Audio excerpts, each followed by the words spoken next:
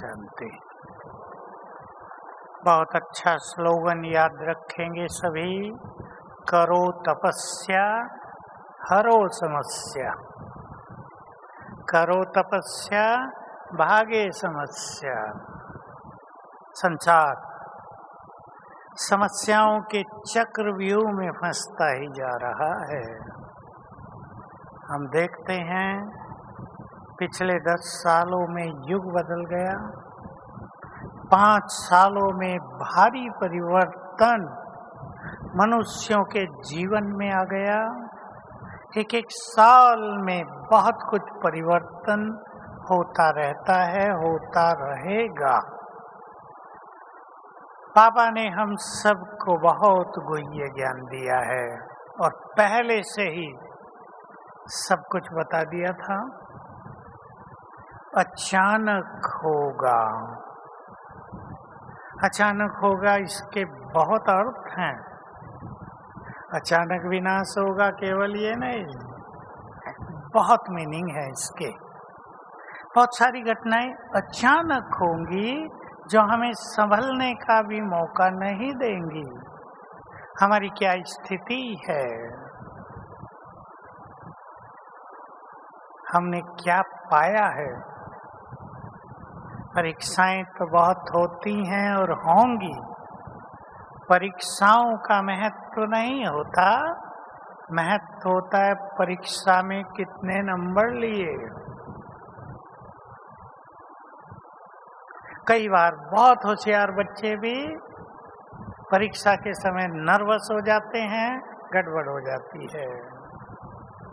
कई बार एवरेज बच्चे, मीडियम बच्चे बहुत सफल हो जाते हैं। बाबा का ज्ञान लेने के बाद एक बहुत सुंदर चीज हमें मिलती है। आपने बहुत कम सुना होगा, ये दिव्य बुद्धि का वरदान। बुद्धि चमत्कारिक होने लगती है, लेकिन होगी उनकी जो बहुत अच्छी एकाग्रता में रहेंगे। अपने मन को भटकाना या स्थिर करना, ये सब अपने हाथ में है। बोलो, हाथ में है या नहीं? क्योंकि जो लोग शिकायत करने आते हैं, मन बहुत भटकता है। मैं उनसे पूछा करता हूँ कई बार, भटकता है या भटकाते हो? सोच लो सभी।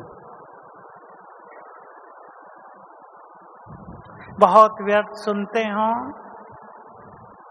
व्यर्थ में रहते हो, व्यर्थ देखते हो फोन पे, तो मन तो भटकेगा ही।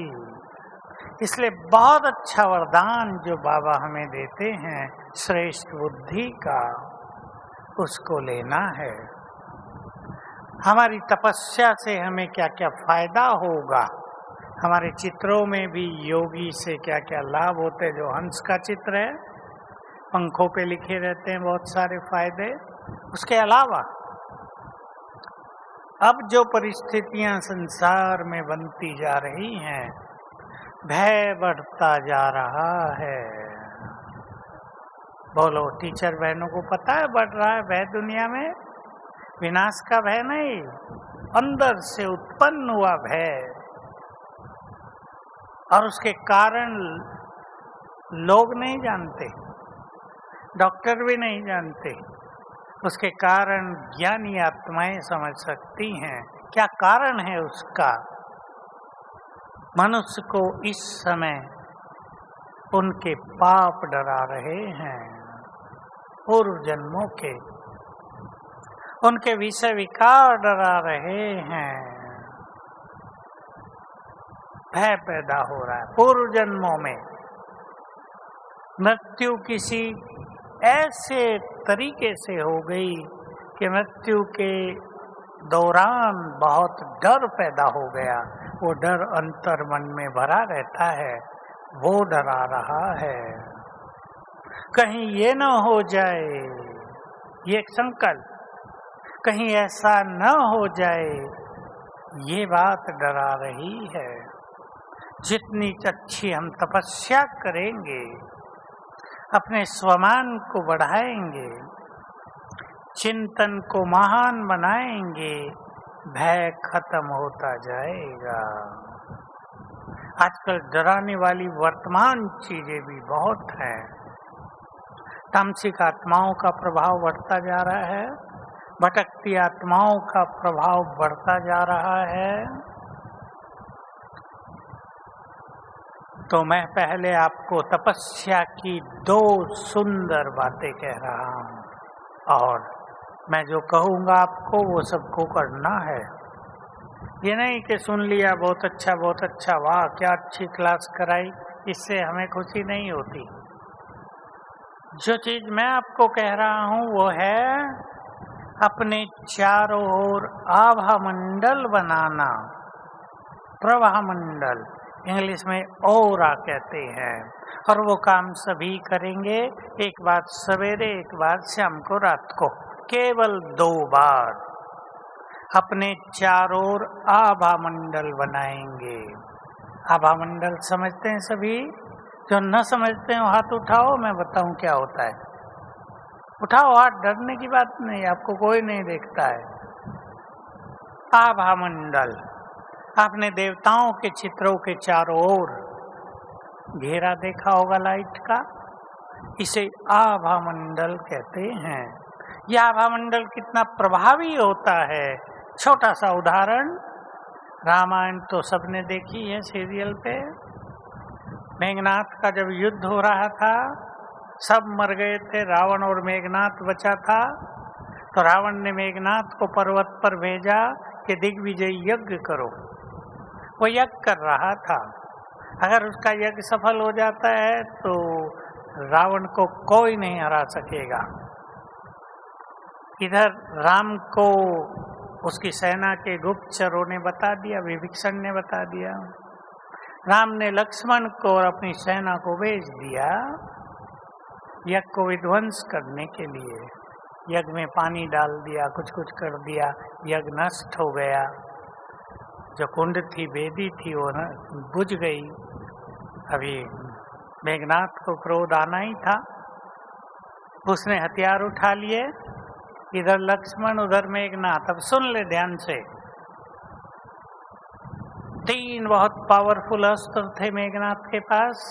ब्रह्मा का दिया हुआ ब्रह्मास्त्र, उसने वो छोड़ दिया, उससे बचना मुश्किल था। और उसने क्या देखा कि लक्ष्मण के चारों ओर शक्तियों का घेरा घूम रहा है, ऐसे घूम रहा है। उसे टकराकर ब्रह्मास्त्र वापस चला गया। मेघनाथ देखता ही रह गया। फिर उसने नारायण का दिया हुआ नारायण अस्त्र छोड़ दिया, घेरा चारों ओर, जिसको आभा मंडल कहते हैं। वो वहां के नमन करके वापस चला गया। तीसरा, महादेव का अस्त्र, पाशुपात अस्त्र, उसने छोड़ दिया। वो भी इस प्रभा मंडल के चक्कर लगाकर 3 वापस चला गया। अब मेघनाथ देखता ही रह गया, ये क्या हो गया। हार मानकर चला गया। रावण को कहा, हम जीत नहीं सकेंगे, ये तो दिव्य पुरुष हैं कोई। ये औरा हम सब भी अपने चारों ओर बनाएंगे। ध्यान से सुन लेंगे, बहुत जरूरी। भटकती आत्माएं आपके पास आ नहीं सकेंगी। कलयुग के गंदे वाइब्रेशंस आपको टच नहीं कर सकेंगे। माया पर विजय हो जाएगी, आप सुरक्षित रहेंगे इस घेरे में। आगे चल के ऐसे भी सीन आएंगे, आपको मारने के लिए लोग बंदूकें लेकर आ गए, गोली चला दी, चारों ओर आभा मंडल है, गोली आपको लगेगी नहीं। याद रखेंगे, हम ये अभ्यास करते हैं, अभी याद रखेंगे। सुनो ध्यान से, बहुत ध्यान से सुन लेना। सूत्र है, सीक्रेट है, सबसे बड़ा रहस्य है। जिस स्मृति का अभ्यास हम करेंगे, सुनो ध्यान से। माता जी जल्दी बैठो, इसको बैठाओ जल्दी। नहीं, सब माताएं आपको ही देख रही हैं, मुझे देखो। माताओं का ध्यान जल्दी चला जाता है अभी। देखो अब ध्यान से, जिस स्थिति का अभ्यास हम करेंगे, स्मृति स्थिति, वही हमारा स्वरूप बन जाएगा और आने वाले समय में उसी स्वरूप का दूसरों को साक्षात्कार होगा। आपका वही स्वरूप दिखेगा जो आपने अभ्यास किया। तो 2 अभ्यास में दे रहा हूं। पहले तपस्या के, मैं अपने घर की इष्ट देवी हूँ, इष्ट देव हूँ। अपने घर में 5 बार याद कर लेना, 5 से कम नहीं, 10 करो तो बहुत अच्छा। मैं इस घर की इष्ट देवी हूँ, अष्टभुजाधारी। मैं इस घर में विघ्न विनाशक गणेश हूँ, सारे विघ्न नष्ट हो जाएंगे। स्मृति से पावर बढ़ती जाएंगी। पसंद है माताओं को? हाथ उठा के बताएंगे क्या अभ्यास करेंगी? मैं इस घर की इष्ट देवी हूँ, अष्टभुजाधारी। बोलो मैं। भाई लोग मैं बोलो, नहीं बोलो मेरे साथ, मैं। आगे बोलो, आगे बोलो। इस घर का, भाइयों की आवाज ठंडी है। ठंडे हो गए, माताएं चुस्त हो गई, ऐसा कैसे हो गया भाई? पीछे वाले भाई बोलो मैं एक महान आत्मा हूं। जिस स्मृति में रहेंगे वही स्वरूप बन जाएगा। रोज कुछ लोग आते हैं, कुछ तो आते ही हैं जो कहते हैं जब से ज्ञान में आए लोग हमारा सम्मान नहीं करते। बहुत भाइयों को होता होगा अनुभव, लोग विरोध ही कर रहे हैं। याद रखेंगे, स्वमान में जो रहेंगे सम्मान उनके पीछे परछाई की तरह चलेगा। परिवार वाले तो छोड़ो, संसार आपको सम्मान देगा। संसार। बाबा कहा करते थे, आपको सम्मान देने के लिए लोग वैसे ही इंतजार करेंगे जैसे मंदिर के बाहर दर्शन करने के लिए भक्त लोग दरवाजा खुलने के इंतजार करते हैं। स्वमान चुन लो अपने। स्वमान की लिस्ट तो बहुत बड़ी, लेकिन 5 केवल 5 पे काम करो कुछ दिन, 6 मास, 1 साल। जैसे मैं एक महान आत्मा हूँ, इस देव देवी हूँ, मास्टर सर्वशक्तिवान हूँ, विजयी रतन हूँ, विश्व कल्याणकारी हूँ, राज ऋषि हूँ, पूर्वज हूँ, बाप समान हूँ। चुन लें अपने अपने। सभी को हर चीज पसंद नहीं आती है। जैसे भोजन में आपको एक चीज बहुत प्रिय है, हो सकता है दूसरे को बेकार लगती हो, ये तो खराब करती है तबीयत, मुझे भारी लगती है। हर एक के स्वमान अपने अपने होंगे। जो स्वमान आपको बहुत बहुत सुख दे उसका अभ्यास करना, चाहे वो एक ही हो, वो आपके स्वरूप को चमका देगा। औरा बनाएंगे अब सभी। देखो क्या करेंगे, प्रभामंडल बनाएंगे सभी। क्या करेंगे? मैं मास्टर सर्वशक्तिवान हूँ। 3 बार करके देखेंगे मेरे अंग अंग से शक्तियों की किरणें फैल रही हैं, लाल किरणें, और उनसे चारों ओर शक्तियों का घेरा बन गया है। दूसरी बार अभ्यास करेंगे, एक सुबह एक शाम।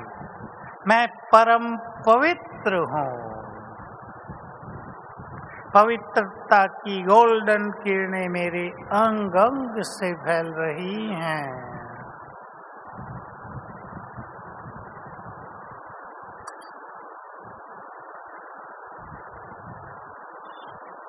स्वयं को चमकती हुई मणि देखें भ्रकुटी की कुटिया में। अंदर बैठी हूं मैं आत्मा।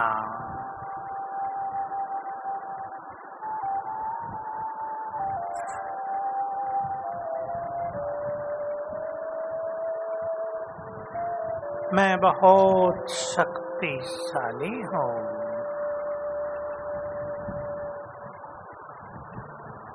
मास्टर सर्वशक्तिवान हूँ। शिव की शक्ति हूँ।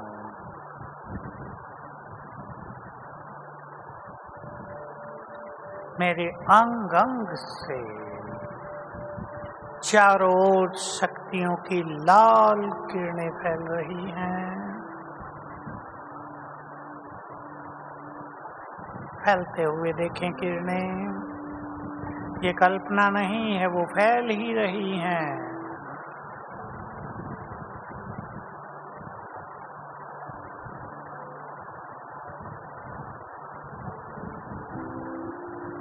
और इन लाल किरणों से मेरे चारों ओर एक बहुत पावरफुल आभा मंडल बन गया।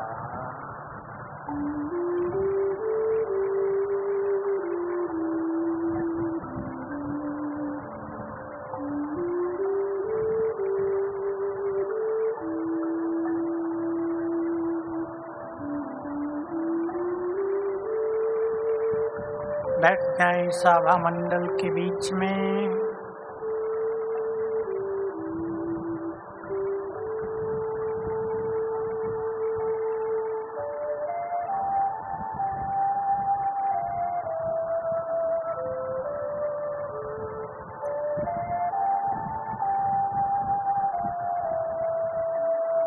दूसरा अभ्यास, मैं आत्मा परम पवित्र हूँ।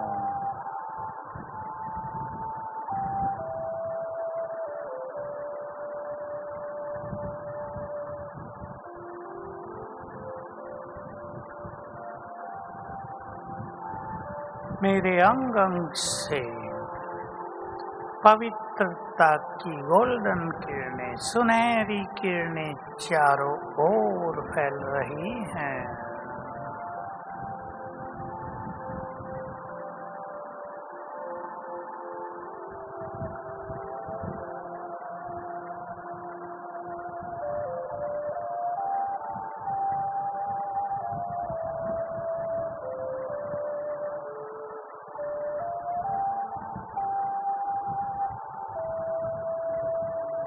और मेरे चारों ओर बहुत तेजस्वी प्रभामंडल बन गया है।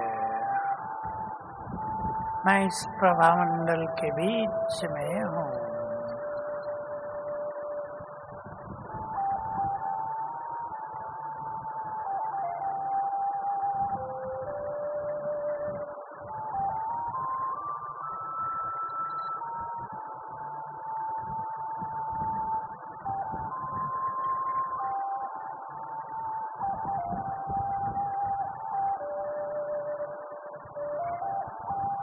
ओम शांति।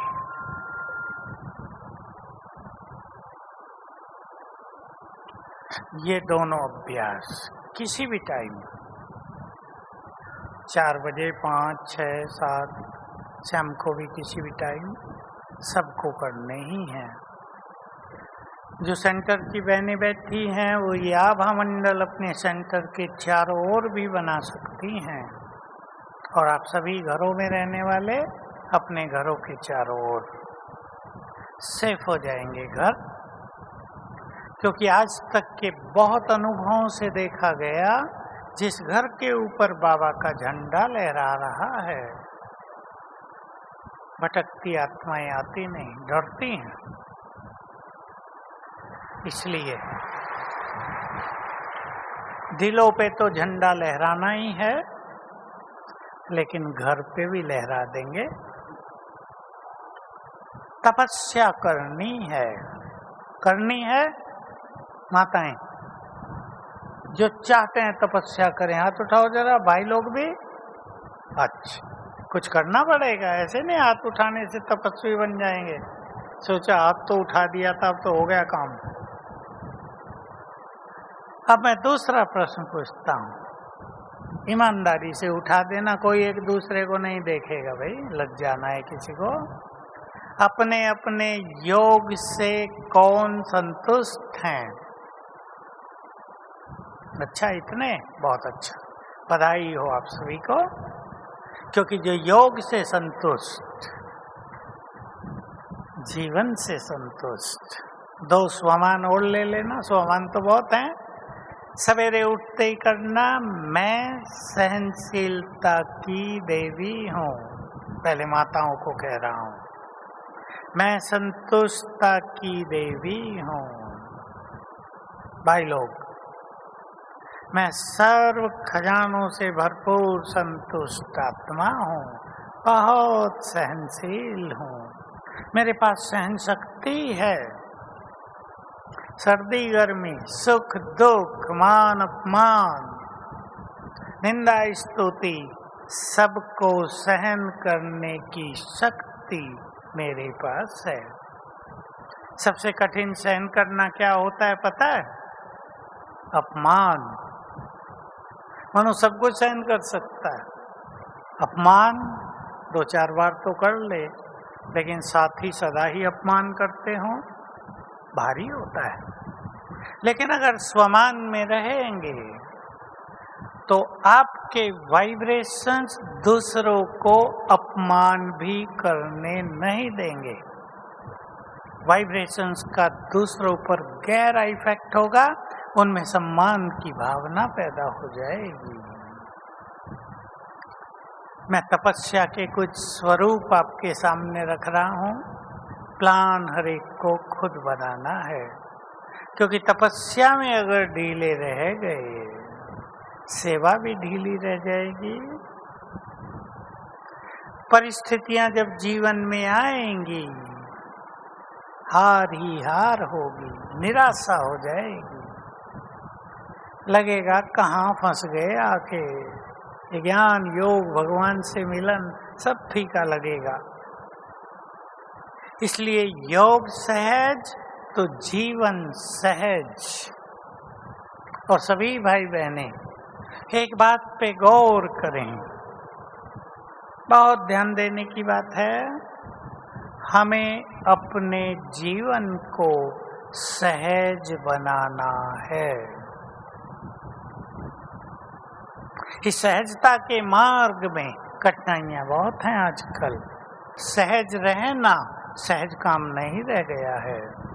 इसके लिए एक बहुत अच्छी धारणा सभी अपनाएंगे, ध्यान देंगे बहुत अच्छी तरह। स्वीकार करना। मैंने कोरोना काल से इस बात पे बहुत ध्यान दिलवाया सबका। कुछ चीजें ऐसी होंगी आगे आगे जिनको कोई भी बदल नहीं सकेगा। उनको स्वीकार करना ही चित्त को शांत करने का तरीका होगा। अनहोनी होती रहेंगी, अनएक्सेप्टेड, अनएक्सपेक्टेड, जो कभी सोचा नहीं वो भी होता रहेगा। चलते चलते न जाने क्या हो जाएगा। आपने कोरोना काल की एक घटना सुनी होगी। मजदूर लोग चल दिए थे, कहीं जाके थक गए, थक के बेचारे रात को रेलवे लाइन पे बैठ गए, नींद आ गई। देखो उन्हें भी जगह रेलवे लाइन ही मिली, ट्रेन आई काटती हुई चली गई। सोचने की बात है, क्या उनके पास रेलवे लाइन पे बैठ के सोना ही एक साधन था बस, और कुछ नहीं था? कल के अखबार में भी था, ये जो होता है ट्रॉलर, उसने टक्कर मारी, 4 लोग सड़क के किनारे हुए, बेचारे खत्म हो गए। टक्कर किसी से हुई, मरे कोई। अनएक्सपेक्टेड घटनाएं, जिनका कभी अंदाज नहीं था, वो घटनाएं होती रहेंगी। इसलिए स्वीकार करने की आदत डालेंगे।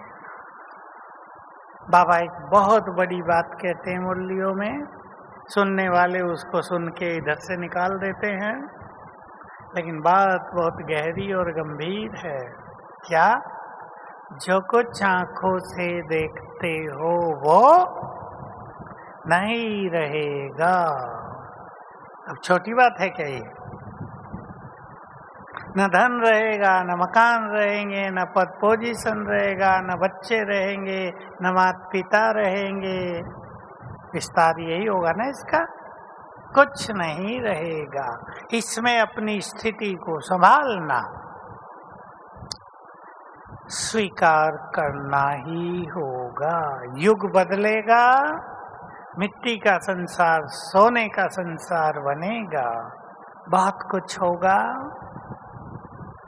तो सभी अच्छी तपस्या करने के लिए तैयार हो जाएं। और जो आप में से बहुत अच्छे पुरुषार्थी हैं, वो साक्षी भाव की प्रैक्टिस अभी से शुरू करें। साक्षी भाव बहुत ऊंची स्थिति है।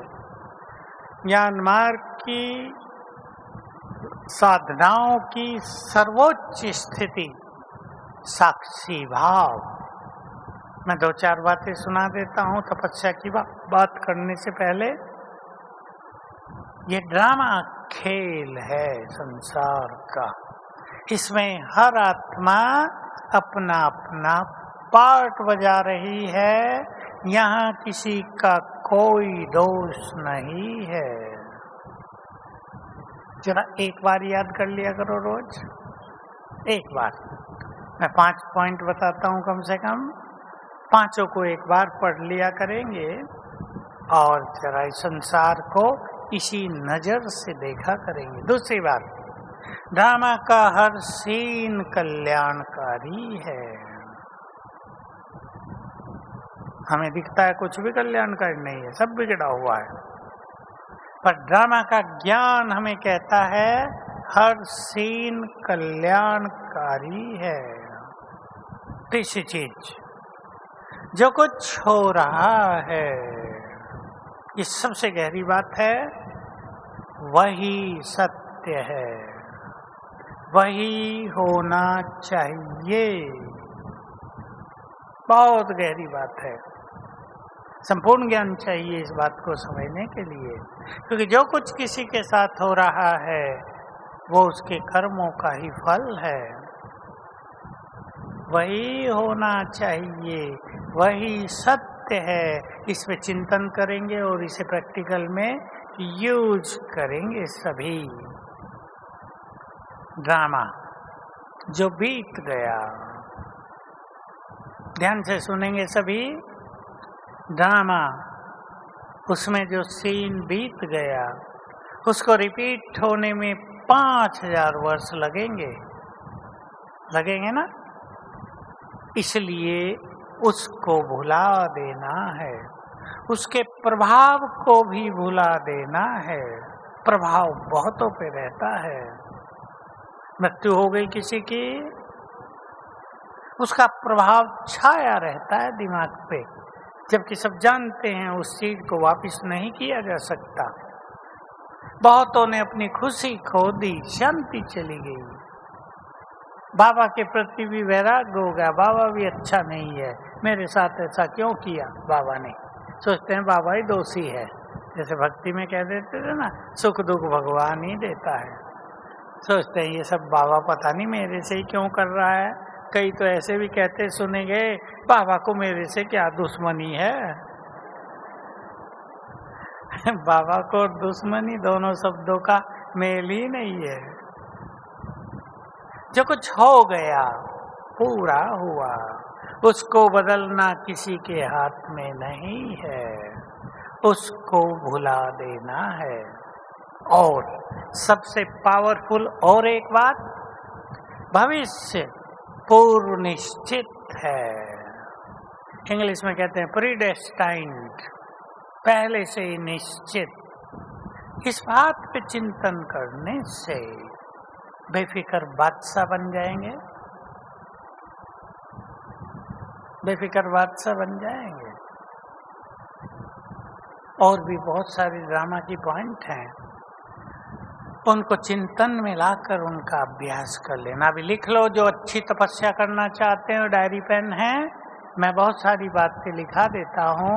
कर्मों में उनका अभ्यास करना, बैठ के भी करना, और अच्छी एकाग्रता के लिए 4 बार सारे दिन में 15-15 मिनट योग में बैठना चाहिए। 15-15 मिनट। आजकल तो कमेंट्री बहुत हैं, गीत बहुत अच्छे हैं। बाबा से बातें करो, उसको शुक्रिया करो, स्वमान के अभ्यास करो, 5 स्वरूपों का अभ्यास करो, बहुत अच्छी स्थिति बन जाएगी। बैठना आवश्यक है एकाग्रता के लिए। बैठने से योग में रस प्राप्त होता है, योग करने को मन करता है। आप कहेंगे 4 बार बैठ सकते हैं क्या? 2 बार का प्लान बना लो, सवेरे सवेरे का। भाई लोग जॉब पर भी जाते हैं अपने धंधों में, तब तक 2 बार बैठ जाओ, कम से कम 10 मिनट। आज की मुरली आपने सुनी होगी, सुनी सभी ने। बाबा कह रहे थे, बाबा से रूरिहान करो। हमने कभी सोचा भी नहीं था कि आप इस तरह टीचर बनकर आ जाओगे हमारे सामने। ऐसी कुछ बातें लिख लो, हमने कभी सोचा भी नहीं था आप आकर हमें बहुत प्यार करोगे। हमने कभी स्वप्नों में भी कल्पना नहीं की थी कि आप हमारे लिए स्वर्ग की सौगात ले आओगे। हम आपकी पालना में पलेंगे। जानते हैं ना सब इन चीजों को। आपको बहुत बहुत शुक्रिया, आपने हमारे सोए हुए भाग्य को जगा दिया। आपने हमें सत्य ज्ञान देकर दिव्य विवेक प्रदान किया। आप हमारी जीवन नैया के खिवैया बन गए। आपको कोटि कोटि बार शुक्रिया। अगर आप अपने योग को इससे प्रारंभ करो तो मन बाबा के प्यार में मगन हो जाएगा, बुद्धि का भटकना बंद हो जाएगा। तो कई तरह की हमारी साधनाएं हैं, तपस्या है। एक तपस्या है हमारी आत्माभिमानी होने की। मैं कई लिखा देता हूँ, सबको सब करनी है। केवल ये नहीं अपने को आत्मा समझ बाबा को याद करो, थोड़ा विस्तार देख लें आप। एक साधना आत्माभिमानी बनने की, दूसरी साधना सबको आत्मा देखने की। बहुत छोटी सी बात है, लेकिन इसकी धुन लगानी पड़ेगी।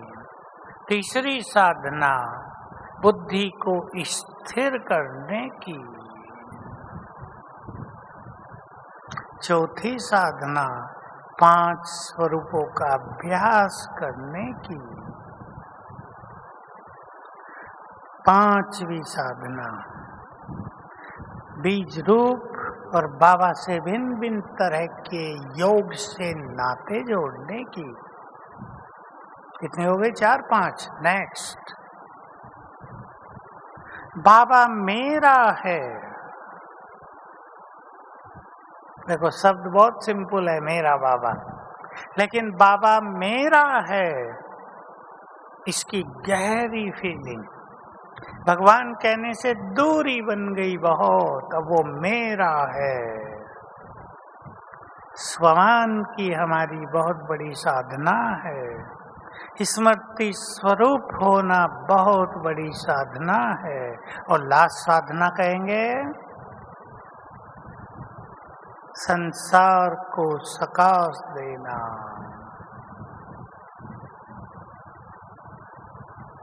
हमने सवेरे के लिए बहुत कमेंट्री रिकॉर्ड की हैं। बहुत लोग आप में से सुनते होंगे, योग करते होंगे। उनमें भी योग के भिन्न भिन्न तरह के अभ्यास हैं। हमें ये भिन्न भिन्न साधनाएं करनी हैं। इन साधनाओं के साथ हमारे मन में बहुत सुंदर विचार होने चाहिए। जीवन का एक लक्ष्य, ध्यान से सुन लें, जो बुद्धिमान बैठे हैं सभी बुद्धिमान हैं। विचारों को महान बनाना, तो सारा कल्प विचार महान बनेंगे, महान रहेंगे। देखो एक सुंदर विचार आपको सुना रहा हूँ। मैं जब समर्पित हुआ तो बाबा की साकार मुरली में ये बात आती थी। कुछ दिन तक मैंने उसको रोज कई बार याद किया। वो बात थी, बच्चे तुम देवताओं के साथ 2500 वर्ष रहे, तुमने मनुष्यों के साथ रहकर भी 2500 वर्ष तक देख लिया, अब भगवान के साथ रहकर देखो। एकदम नशा चढ़ जाता था। योग माना भगवान के साथ रहना, उस जैसा सुख वो अतीन्द्रिय सुख है, चारों युगों में कभी नहीं होता है। तो ऐसे ऐसे जो सुंदर महावाक्य हैं जो मैंने पहले सुनाए शुक्रिया के, ये महावाक्य, ऐसे महावाक्य अपने पास नोट भी रखने चाहिए और उनको बीच बीच में स्मृतियों में भी लाना चाहिए। बहुत जरूरी हैं ये चीजें। कई बार आपने मुरलियों में देखा होगा, शुरू जब मुरली करते हैं बाबा तो कई बार कहते हैं, बच्चे तुम्हें अपार खुशी होनी चाहिए, भगवान के सम्मुख बैठे हो। अब दो चीज करनी होती है हमें, लिखना तो है ही उस महावाक्य को ताकि फिर काम आए, लेकिन उसी टाइम बस मैं बाबा के सामने हूँ, ऐसा अभ्यास करके परम सुख जीवन में समाए। रोज रोज ये परम सुख हमारे मन बुद्धि में, हमारे जीवन में समाता जाएगा। ये सुख भी है, ये खुशी भी है और ये ईश्वरीय नशा भी है। इन तीनों चीजों की आने वाले समय में बहुत जरूरत रहेगी। मैं बहुत दिन से देख रहा हूँ, मैंने तब से ही कह दिया था जब से मैंने सुना था। हमारे ही ज्ञान में चलने वाले दिल्ली के एक वैज्ञानिक, यूएन जानते होंगे, यूएन भाई लोग, यूनाइटेड नेशन जो अमेरिका में बना हुआ है सब देशों का, वहाँ वो किसी कॉन्फ्रेंस में गया और मुझे आकर बताया कि वहाँ डिक्लेयर किया गया कि 2020 के बाद इस संसार में डिप्रेशन ही महामारी होगी। रोग, डिप्रेशन माना मन का रोग, उदासीनता, अवसाद कहते हैं। डिप्रेशन सबसे बड़ी महामारी होगी। कोरोना आ गया, बहुतों में भय पैदा कर गया, अनेक तरह के मन पर इफेक्ट डाल गया और उसके बाद डिप्रेशन, भय, चिंता अंदर की, उसके डॉक्टर लोग कई नाम देते हैं, उसका प्रकोप बढ़ गया संसार में। तो जो आत्माएं खुशी और नशे में बहुत रहेंगी और हर चीज को स्वीकार करके हल्का करेंगी, उनको मानसिक रोग छू नहीं पाएंगे। और जो किसी छोटी बात को सीरियसली अंदर ले लेंगे, ये क्यों हुआ। मैंने देखा ऐसे केस मेरे पास आए 2 साल में ही। एक ही संकल्प ने उनको रोगी बना दिया, मेरे साथ ये क्यों हुआ। कोरोना भी आया तो मेरे साथ ये क्यों हुआ। कई तो कहते थे बड़े बड़े पापी मौज मना रहे हैं, बाबा के बच्चों को हो रहा है, ऐसा क्यों हो रहा है। अब बड़े बड़े पापी तो मौज मना ही रहे हैं, क्यों। प्रश्न पूछते होंगे आपसे लोग, आजकल पापी लोग बड़े सुखी हैं, ईमानदार लोग तो भूखे ही रहते हैं। ईमानदारी का तो युग ही चला गया। इसका कारण यही है, ईमानदारी, मॉरलिटी, नैतिकता, श्रेष्ठ चरित्र, प्योरिटी, इसका युग सतयुग त्रेता युग था। कलयुग पाप का ही युग है। इसलिए आधिपत्य भी पाप का है, पापियों का है। लेकिन वो सदा नहीं चलेगा, क्योंकि पुण्य, सत्यता, इनको झुकाया तो जा सकता है पर हराया नहीं जा सकता। याद रखेंगे, सत्य को झुकाया तो जा सकता है पर कोई कहे उसे नष्ट कर दे, इम्पॉसिबल है। लेकिन सत्य को सहन बहुत करना पड़ता है। कई लोग सुनाया करते हैं, स्लोगन तो लिखा रहता है सत्यमेव जयते, पर हो तो उल्टा रहा है, असत्यमेव जयते। जो झूठ है उसकी विजय हो रही है। कलयुग में ये होना है। इससे हमें घबराना नहीं है, अपने सत्य मार्ग को छोड़ना नहीं चाहिए। सत्य की विजय भी होती है, देर लगती है, ये है, लेकिन सत्य में बल बहुत है। सत्य में कल्याण करने की शक्ति है। जहाँ सत्य है वहाँ निर्भयता रहती है। तो सभी तपस्या करने का प्लान बनाएंगे। जिसको सवेरे के योग में नींद आती है, मैं हाथ नहीं उठवाऊंगा, पर ऐसे कई महारथी हैं जो सवेरे सो जाते हैं योग में, कमेंट्री भी सुनते सुनते सो जाते हैं। कईयों को सोने का ज़्यादा ही होता है। हम जब छोटे थे दिल्ली में एक सेंटर में थे, तो वहाँ की जो दादी थी जिसको नींद आती थी खड़ा कर देती थी, तो वो दीवार के साथ खड़ी हो जाती थी माताएं, और थोड़ी देर में खड़ी खड़ी भी सो जाती थी। बड़ी हंसी की बात होती थी, भाई इनको क्या करो, ये तो खड़े खड़े भी सो गए हैं। जिनको नींद आती है वो सवेरे उठते ही अपने मन को सुंदर संकल्पों से एक्टिव करें। इसको हम कहते हैं चार्ज करें। मैंने बहुत बार सुनाए हैं, फिर सुन लो सभी। पहला काम यही करना है, बाबा को गुड मॉर्निंग करके अपने मन को सुंदर सत्य विचारों से जगाएंगे। उठते ही बाबा को गुड मॉर्निंग करें, और अगर खुशी में आ जाएं, वहाँ मेरा भाग्य, आँख खुलते ही भगवान से मिलन हो रहा है। लेकिन ऐसा नहीं है सोचते सोचते फिर सो जाए, लेकिन थोड़ा बेड से नीचे आएंगे, बेड पर रहेंगे तो नींद आ जाएगी। अगर घूमने की थोड़ी भी जगह है, वो 15 फुट भी वहाँ घूम लें, वहाँ मेरा भाग्य, आँख खुली और प्रभु मिलन। मेरे जैसा भाग्यवान कोई नहीं। एक ही संकल्प आपको चेतन कर देगा सवेरे। और मैं तो कहूँगा गुजरात की माताएं बहुत है ना, रास बहुत होती है आपके यहाँ। अगर सवेरे उठ के 5 मिनट डांस कर लो खुशी में,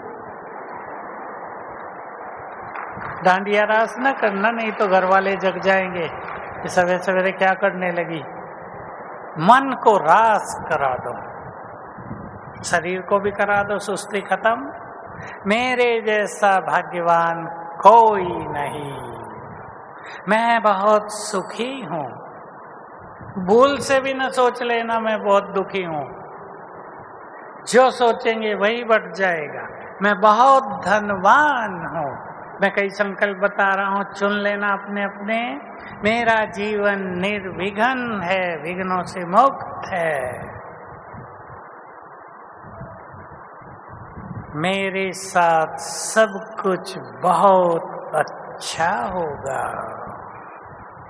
मैं बहुत शक्तिशाली हूँ, मैं बहुत निर्भय हूँ, मैं निरोग हूँ, बहुत धनवान हूँ, बहुत सुखी हूँ, बहुत भाग्यवान हूँ। 10-20 चीजें लिख लो, आप खुद लिख लेना, बहुत है आपके पास मसाला। 5 चीजें रोज जरूर याद करना, कोई भी चेतनता आ जाएगी एकदम। फिर बाबा को शुक्रिया, योग अभ्यास, 5 स्वरूपों का अभ्यास। ब्रह्मा बाबा के जीवन में, उनके पुरुषार्थ में योग के साथ सबसे बड़ी साधना थी भविष्य का नशा, बहुत ज्यादा था। ये नहीं सोचना बाबा को तो पता था मैं नारायण बनूंगा, हमें पता है हम बहुत महान पद प्राप्त करेंगे, अथाह धन संपदा होगी, किसी को भी परिवार चलाने के लिए कमाई धमाई, ये टेंशन भाग दौड़ ये सब नहीं करनी पड़ेगी, भविष्य हमारा बहुत सुनहरा है। उस खुशी में, उस नशे में आ जाएंगे। कभी अभ्यास करेंगे, सर्वशक्तिवान मेरे सिर के ऊपर छत्र छाया है, तो कभी अभ्यास करेंगे मैं आत्मा इस तन में परम धाम से अवतरित हुई हूँ। कर्मों में कर सकते हैं ये, तो कभी अभ्यास करेंगे मैं संसार में चलता फिरता लाइट हाउस हूँ, कभी मैं पवित्रता का फरिश्ता हूँ, और कभी बहुत अच्छा नशा स्वयं सर्वशक्तिवान मेरे साथ है। कभी बाबा से शक्तियों की किरणें मिल रही हैं, तो कभी पवित्रता की किरणें मिल रही हैं, तो कभी ग्लोब पर बैठकर संसार को सकाश दे रहे हैं। ये भिन्न भिन्न अभ्यास कर्मों में लाएंगे। योग उनको ही सफल होता है जो कर्म योगी बनते हैं। बैठ के मैंने कहा 4 बार, कम नहीं। बिजी लाइफ तो होती है, लेकिन बिजी लाइफ में अगर 4 बार 10-10 मिनट निकालेंगे तो आपको अनुभव होगा, आपके काम सहज हो गए, जिस काम में उलझने थी वो खत्म हो गई। और कोई भी ऐसा काम करने जब घर से चलो, 2-3 मिनट योग में बैठकर बाबा का आह्वान करके, सफलता मेरा जन्म सिद्ध अधिकार है ये याद करके, बाबा मेरे साथ है कह दो, मेरे साथ चलो, काम फटाफट सिद्ध होंगे। ये अनुभव सबको करना है। तो सभी बहुत अच्छी तपस्या करेंगे और अपने जीवन को निखारेंगे, तेजस्वी बनाएंगे, ताकि आने वाले समय में हम संसार के काम आ जाएं। कल्प के अंत में हम संसार के काम आ जाएं। पसंद है भाइयों को? अपने काम आए, परिवार के काम आए, कोई समाज के भी काम आए, अब संसार के काम आ जाएं, उसको बहुत कुछ देकर बाबा का नाम रोशन करें। ओम शांति।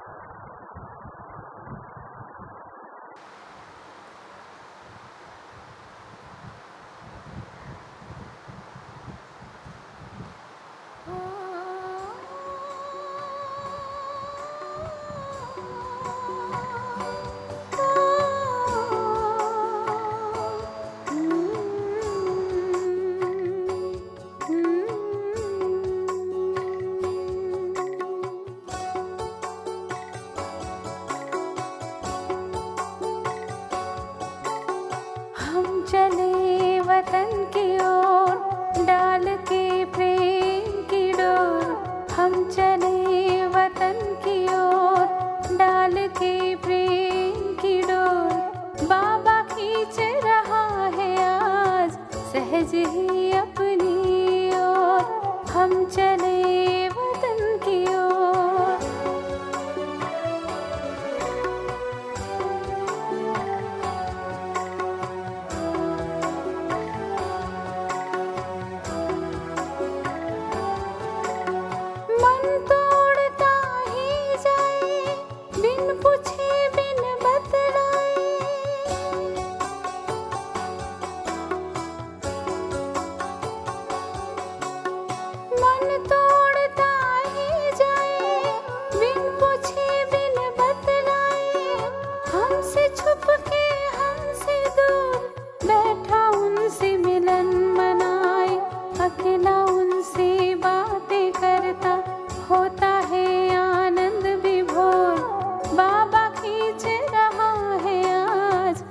सहज ही अपनी ओर हम चले वतन की ओर, डाल के प्रेम की डोर बाबा खींच रहा है आज, सहज ही अपनी ओर हम चले वतन की ओर।